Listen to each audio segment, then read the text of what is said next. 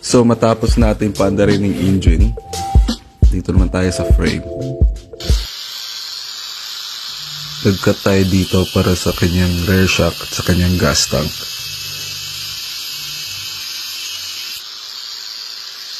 So after natin makat, inuna natin yung sa gas tank.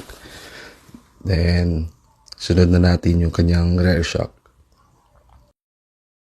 Bali sa GSX na frame, iba yung kanyang lagayan ng rear shock. Yung sa GSX sa baba, so kinat natin yun, tapos lilipat natin sa taas.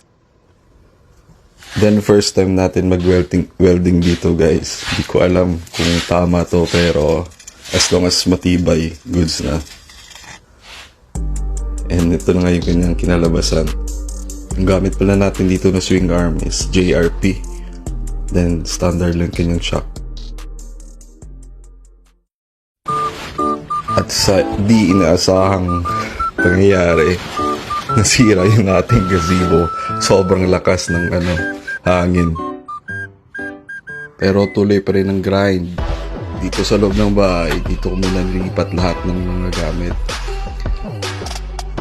So inassemble natin dito yung kanyang front shock. Gamit natin yung outer tube ng pang wave.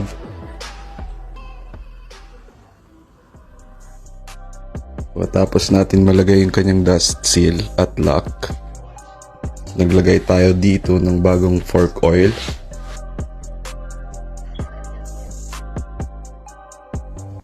After natin malagay mga internals, medyo hirap ako dito sa pag-lock.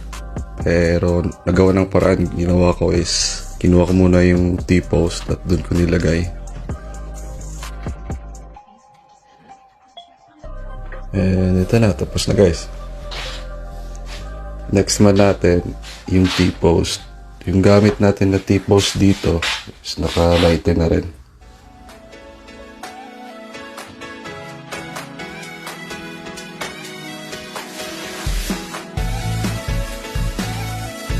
I-install na rin natin yung manibela. Ang gamit natin dito is NUI.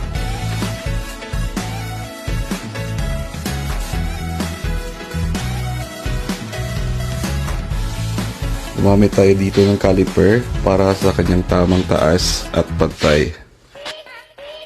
Yun, sobrang angas naman yan.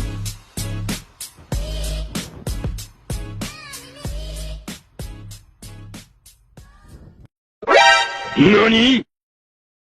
At ito na nga yung kanyang tindi guys. Bali, ginamit ko lang muna yung lumang gulong ng wave para tingnan at i-check kung hindi sasayad sa makina. At dito na muna matatapos yung ating video. I-edit ko pa yung iba. Sobrang na-appreciate ko guys yung mga nanonood, nagpa-follow at nag-aabang dito sa ating project bike. Salamat!